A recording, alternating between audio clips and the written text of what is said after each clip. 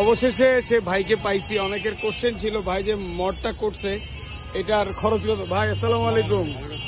ভাই আপনি কি এক জাদুর বাক্স লাগাইছেন পিছনে, এখন বলেন এই যে এই প্যানেলটা আপনি কোত্থেকে আনছেন ভাই? এটা মূলত আমি চায়না থেকে আনছি, আর চায়না এটা সিএফ মোটো অফিসিয়ালি ম্যানুফ্যাকচার করে। আচ্ছা, এটা মূলত বানানো হয়েছে যে আপনার 300 SR এর জন্য বানানো হয়েছে।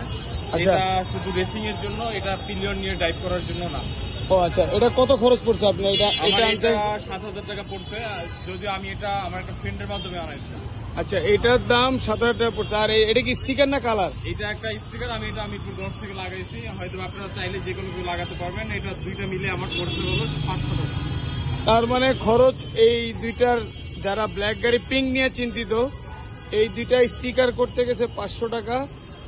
আর এটা গেছে 700 টাকা, 7,000 টাকা। আর এটা কি পুরোটা একটা জিনিস না? এটা পুরোটাই একটা আচ্ছা। জিনিস। এটা পুরোটা মানে আমরা এটার যে এক্সাক্ট যেটা ও আছে। সবচেয়ে মজা এই যে এটা কিন্তু সিএফ মোটর অরিজিনাল। হ্যাঁ, তো এটা সিএফ মোটর অফিসিয়াল ভাবে আনাইছে, উনার চায়না থেকে আনাইছে, উনার প্রায় 7,000 টাকা খরচ করছে। এই যে আরেক ভাইও হ্যান্ডসাম বয়, সিএফ যারা যারা সব ড্যাম স্মার্ট, আর বুদ্ধিদাতাও ড্যাম স্মার্ট। আরেকটা জিনিস মজা দেখেন, আমি এই যে পিছনে এটা চেঞ্জ করছি, এখানে যে রাবারটা থাকে এটা পুরোটা সহকারে পাওয়া যায়। আচ্ছা আচ্ছা। আর মানে পুরো এই যে প্লাস্টিকটা এটা মানে এডজাস্ট করে।